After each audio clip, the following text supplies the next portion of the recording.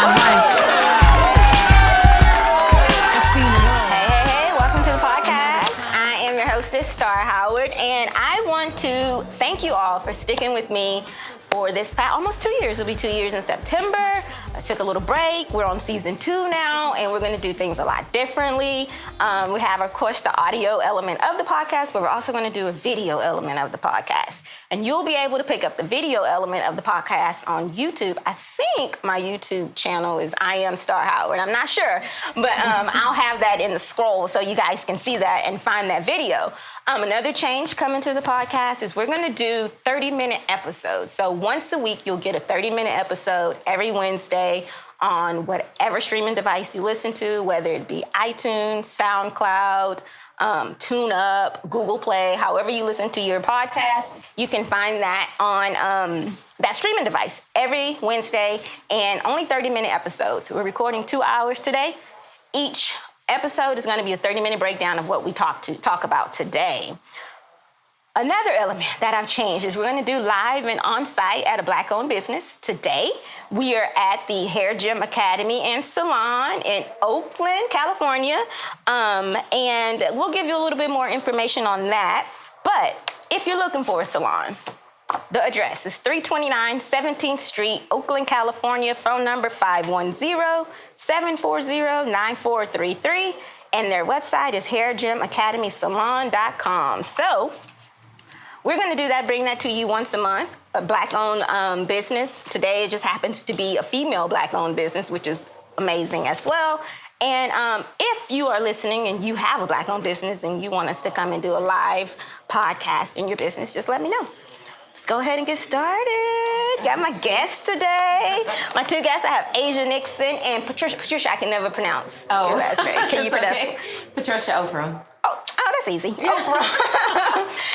Thank you, ladies, for joining me today. And usually we start the podcast with introducing the guests and telling the listeners and the viewers now how we met. But we're going to save that a little bit later. Right now, I want to get into talking about one lady, some Black girl magic, exhibiting a little Black star power this week, or last week actually, Miss Valerie Jarrett. And for those who are not familiar, maybe you've been under a rock.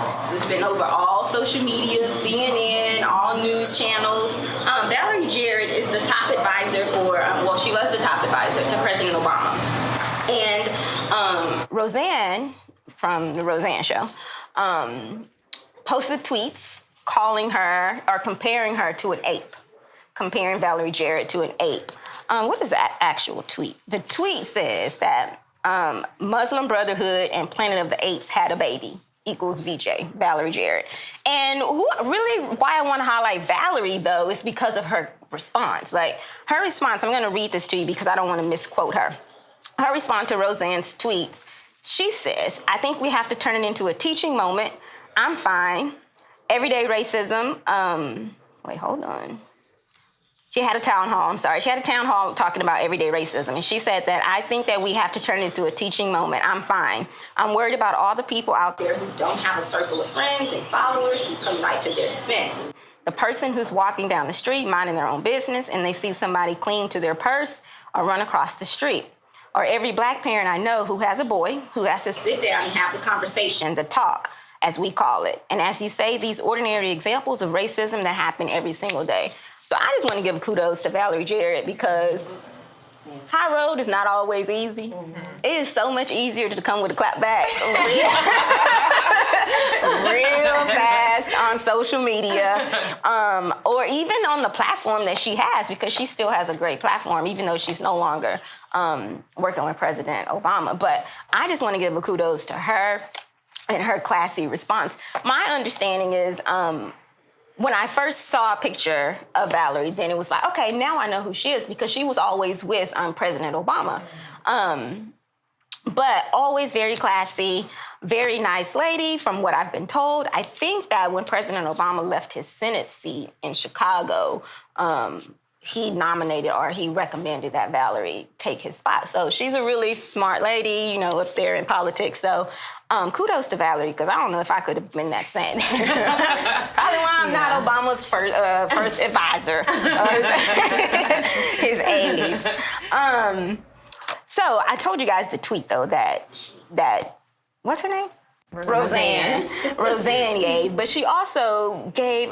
She had a tweet a few years ago about Susan Rice, she was Obama's U.S. ambassador to the UN and the National Security Advisor, and she said that Susan Rice is a man with big swinging 8 balls. She tripping. Wow. Way to show your true colors. Yeah. Right. And then, after that tweet, she said that she was on Ambien. And Ambien came back was like, our symptoms are not racism, no side effects of racism. Yeah, crazy. So one of the things, though, that really grabbed my attention with that was the quick response from ABC. Like, you done. You out of here. We canceling your show. What are y'all thoughts on the whole thing with Roseanne and her history? Because, people are coming to her defense saying it was one time, but not knowing that she has a history of this, like she does, not necessarily her character on the show, but she has this type of history of conspiracy theories and talking crap about Hillary Clinton and Chelsea Clinton and... See, I wasn't even aware that she been out here. She been out here thugging. Yeah, she been out here thugging. Huh. Thumb thugging, really. That's what she's doing, thumb thugging. Well, I definitely feel as though ABC made the right choice. Mm-hmm. We live in times like everybody is like super sensitive now, which is fine. Mm-hmm. That's cool. But so I feel like maybe back in the day, there wouldn't have been any repercussions. Mm-hmm. So, I'm definitely glad that they're riding that wave and, are being responsible, right. And just the times that we live in, because that shit can't fly. It can't fly. It's not cool. Right. So, for sure, they did the right thing, and she got what she deserved. Mm-hmm. Like, there's a certain, because I'm assuming whoever was backing her up was trying to say, freedom of speech, right? Yeah, right. And they're trying to silence her because she's conservative and all that stuff. That's the backlash that I've heard. No, see, because I feel like, I'm assuming she's Republican, She's obviously, or Trump supporter, and like, they're hypocrites, man. Mm-hmm. Like they own, because they're fighting, this is her freedom of speech, like she shouldn't have got canceled, but then when they're spewing their racist BS, like freedom of speech. Freedom of speech, right. So, ABC did the right thing, for sure. Yeah. What about you, Patty? They definitely did the right thing. I mean, the time that we're living in, we've made so many strides as a country, I think globally, to move forward as far as, being unified, because everybody is beautiful. It doesn't matter where you come from, what your background is, what country you come from, what the color of your skin is. We need to support each other. Right. And if large corporations like ABC doesn't stand up and say, okay, this type of bullying basically is wrong, then that's just going to lead to kids at school thinking it's okay to bully, or people feeling insecure about what they look like. Right. And nobody should feel ashamed because of the color of their skin. But if you always hear it being accepted on television that it's okay to call somebody that's black an ape, then how are you going to look at yourself? You're not going to see yourself as beautiful in the mirror. So definitely kudos to them. Right. Patricia, I have a feeling that if this was you, like, you would have took the Valerie Jarrett road. Me and Asia probably not so much. Patricia's like, everybody's beautiful. Yes. Yeah. I only say that because, hurt people hurt people. Right. And so obviously Roseanne isn't very confident. So who am I to just go back and spit back the same kind of daggers at her that she's spitting at me? Because obviously she must be intimidated by this beautiful, successful black woman who is her boss. Right. Right. So we're gonna get into that too. Roseanne's show was doing really well. She was getting all these kudos and high ratings. So she probably thought she was rocking it and tough, and she thought she could go after the boss. And Did she y'all said, watch? no, ma'am. No, goodbye. Like, I signed the checks around here. Goodbye. Right? Did y'all watch any of the episodes, the rebooting of the episodes? No, I didn't, honestly. I didn't watch the original I like the show. original show. I did I like too. the original show.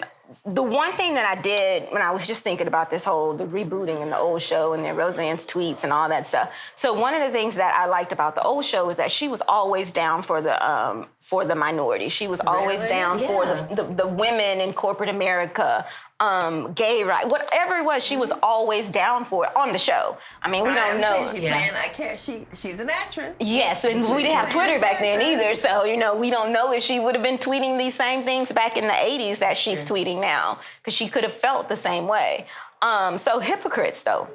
And this is not even on my cue card, but I have to go here. So when we talk about hypocrites, and speaking about Roseanne, so these same people who are saying freedom of speech, not really being aware that, yes, we do have freedom of speech, there's also consequences in your speech as well. You could say whatever the hell you want to say, but that doesn't mean that you won't get the consequences. So they're talking freedom of speech. These same people are also dogging out Colin Kaepernick for his protest in the NFL. However, conveniently forgetting Roseanne's national anthem. She sang the national anthem a few years ago, right? You guys remember that? Yes.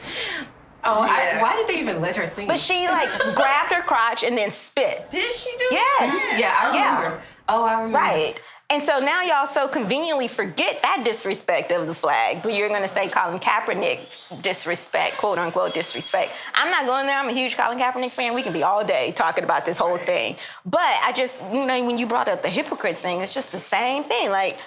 You guys conveniently forget that even George H.W. Bush said that it was a disgrace. Roseanne's, her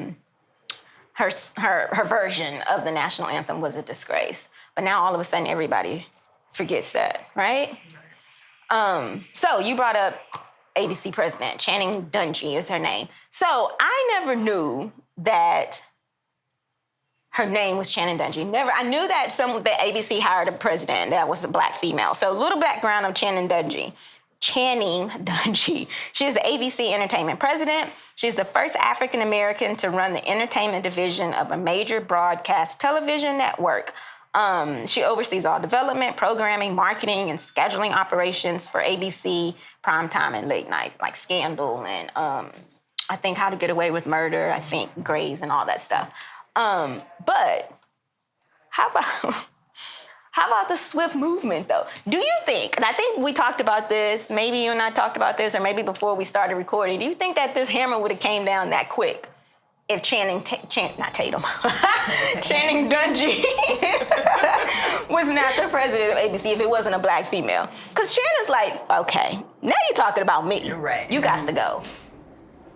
Do you think that ABC would have came down this hard? I mean, this quick, not this hard, because it's before lunchtime, Cali time, West Coast time, when they were oh, you're done. You're canceled. So early in the morning, they released that show.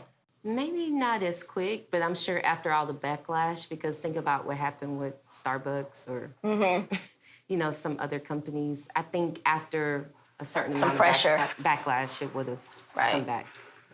Same result, I think. If it was a white woman? Oh, white man at that. I don't know. Maybe not at first. It would have taken some advertisers, dropping, and then issue the public apology. So I'm I don't know if it was a white male, white woman. She maybe not as swiftly, not as fast, not as swiftly. Yeah, for sure. Yeah, Channing brought that hammer down. Yeah. So. And for them, honestly, just different reasons because nobody wants to lose money. And, being socially sensitive right now is a hot topic. So if a company is seen as not being socially sensitive, then that could hurt their pockets. So. Yeah, because advertisers start dropping out and viewers, people start protesting and not watching, and there goes your ratings and there goes your dollars too. Yeah, we're definitely in a time where the customer is always right. So especially with social media, though. Oh my God, that's where the backlash comes. That social media. Yeah. I wanted to talk about Channing though because kind of tie her into being black in corporate America. And just talk about the pay of Black women. And I mean, women. First of all, women get paid lower, and then Black women get paid lower than the average white woman. And then Black women being in like C-level managerial positions. Do you have any managerial positions? I know you hold a lead position, and Jordan in the background holds a lead position. But in your company, do you see a lot of women who look like you? No. No. No, and I work in the technical field, so there's not a lot of minorities anyway, especially not a lot of minority females, and beyond that, a lot of Black females. And I think that's for several different reasons. When you're in corporate America, it is very, very rough. I mean, people are fighting. It doesn't matter what ethnicity you are, you know, whether you're Black, Indian, white, Hispanic, people are fighting to get to that #1 role. People are fighting to get the high ranking, the high pay increases. So it's already a dog-eat-dog world in corporate America. But then when you don't have any examples to look to of how do you handle this situation or that situation, then you get pushed even further behind. Right. You know, people assume when they see you that you can't articulate, or that, you know, maybe you don't come from the same school as this other person, that you aren't the same caliber as this person that came from, you know, maybe a Ivy League school or something like that. So it poses some challenges in the workplace. And so I kind of take that with me.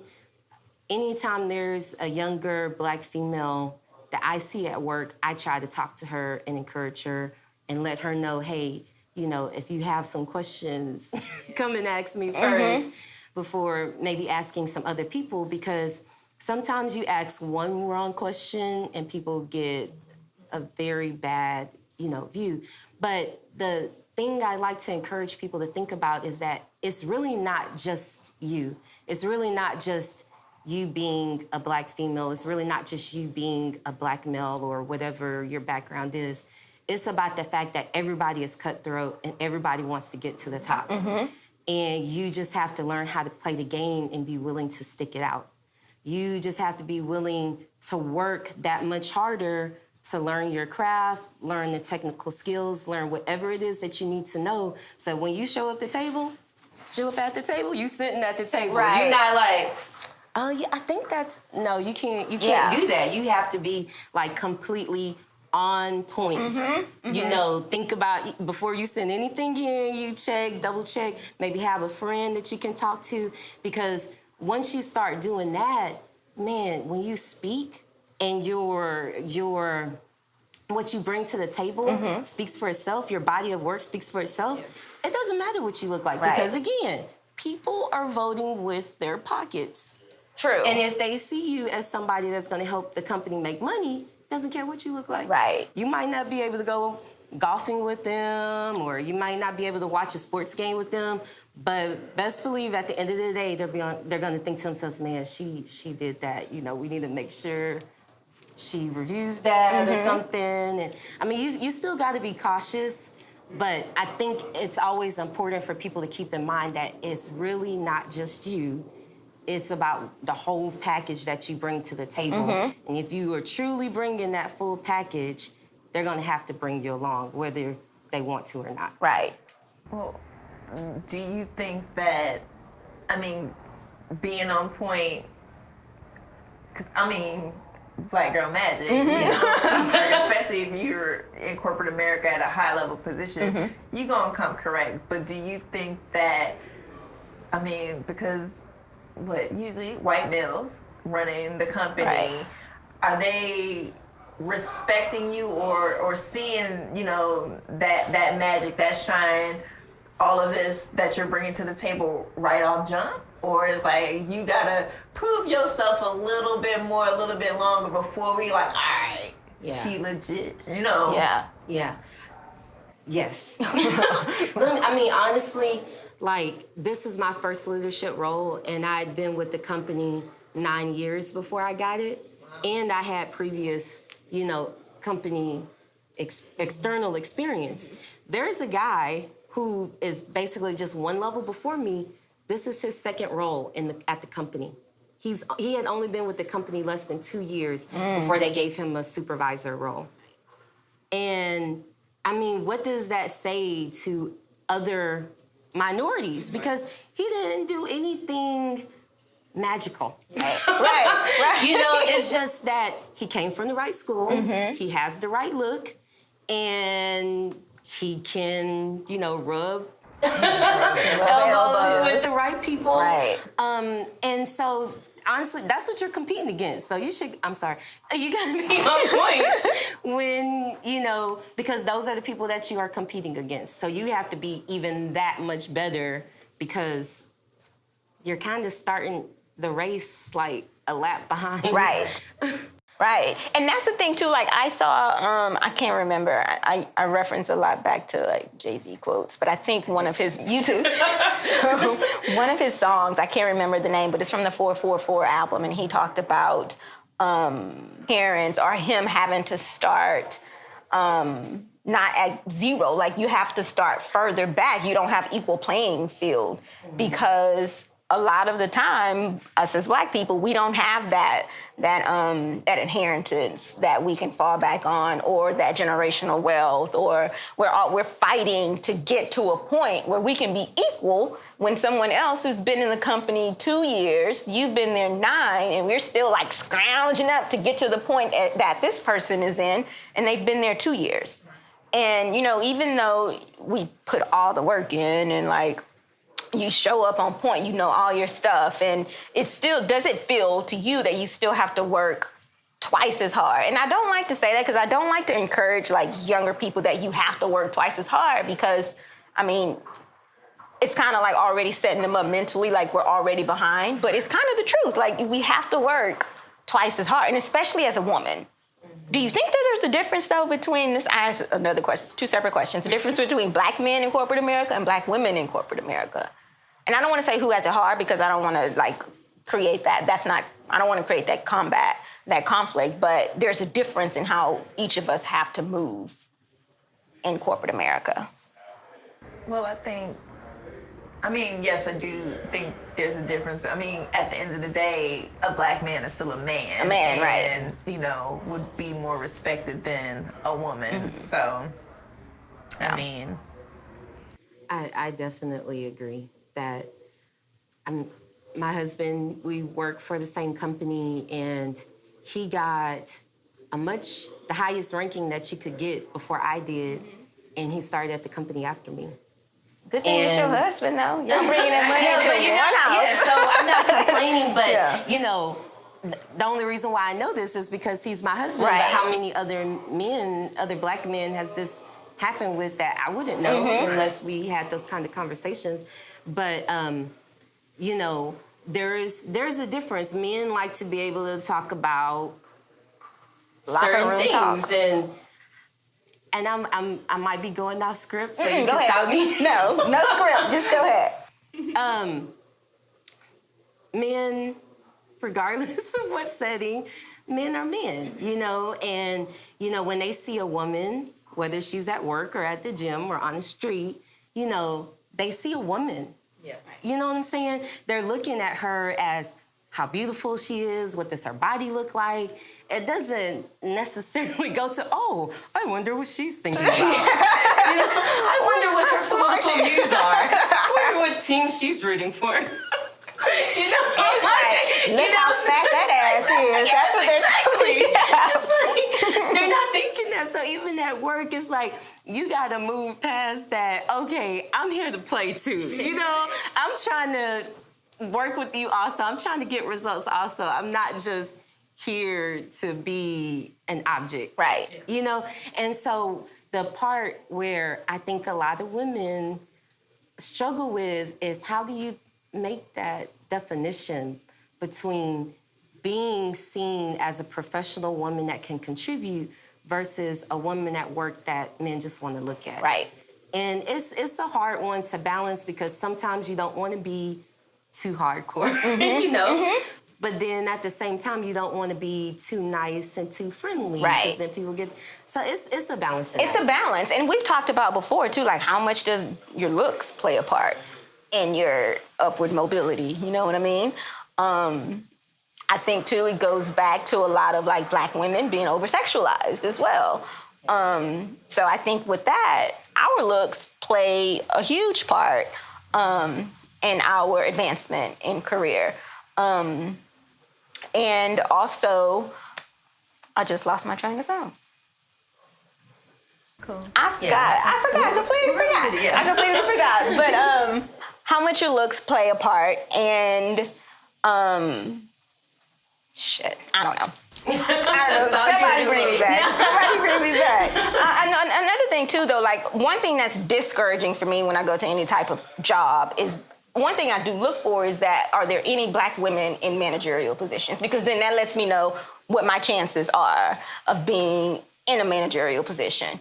Or any, not even just Black women, any Black people, period, you know? C-level positions, not even just mid-level, like C-level positions, because I think in some companies too, there are a lot of Black people in mid-level positions, but how many are there really in the executive suite? Yeah. You know what I mean?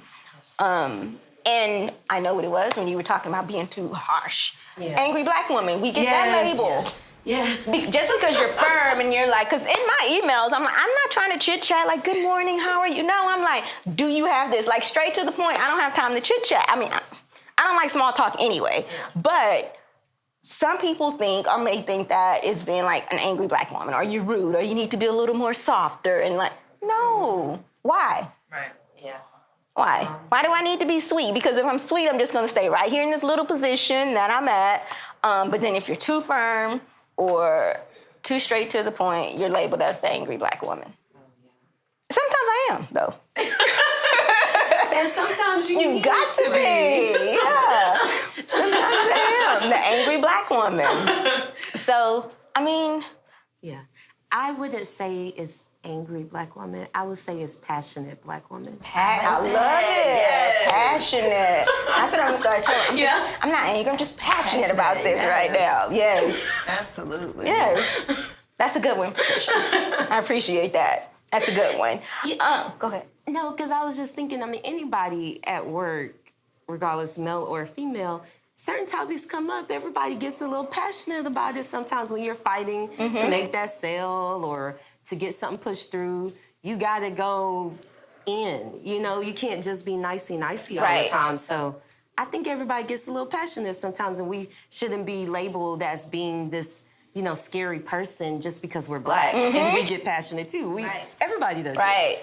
And why is it though that, you know, like we can say something and it's passion, you know, it's firm, it's passionate, and we're labeled like the bitch or angry, and then someone else, a man, can come and say the same thing, and they're like, oh, he's so firm, and he's so assertive, he's so matter of fact, he knows what he wants. But I'm like, I just told you the exact same thing. That's happened to me a few times. Being here in California has been totally different than working in Texas. But I also have to work with people who are in another state who don't have the same like culture as California culture. But I can come and say the same thing week after week after week after week in a meeting. And then one little white boy come in and he say the same thing that I've been saying for weeks. And they're like, oh, I'm like, but I've been telling y'all that for months and for weeks. So I think, you know, they get that like, oh, they know what they're talking about. They're assertive. And then I come and say the same thing, and then I'm like, first of all, I already look like I'm 21. So they're not gonna listen. They're not gonna listen to you. Then you're a Black woman, and then my picture on my profile is me in an afro, so that's another third strike. So nobody really trying listening to the young renegade at the office. You know what I mean? But I mean, like, we talked about it before, even the appearance. We talked about like straight hair versus natural hair in corporate America. Yeah. I will admit that my hair is straight because, well, one, I don't know how to do my natural hair. I'm just going to be honest. One day I will learn, I promise, but I have serious shrinkage. I know it looks long right now, but let me get out the shower and wash it. It's all up here. So I haven't learned yet. But when I first did the big chop, and I did the finger twist, And I rocked it like that for like 6 months, but then it got too long for me to do the finger twist. So I did the blowout. And when I got to work the next day, they were like, "Oh, so you did your hair today?" I was like, "Oh, I do my hair every day." I was like, "What does that mean?" So did you think I haven't been washing my hair? Like it's not tamed and it's not polished. And I noticed how it was a completely different reaction between the finger twist and when I just flat ironed my hair.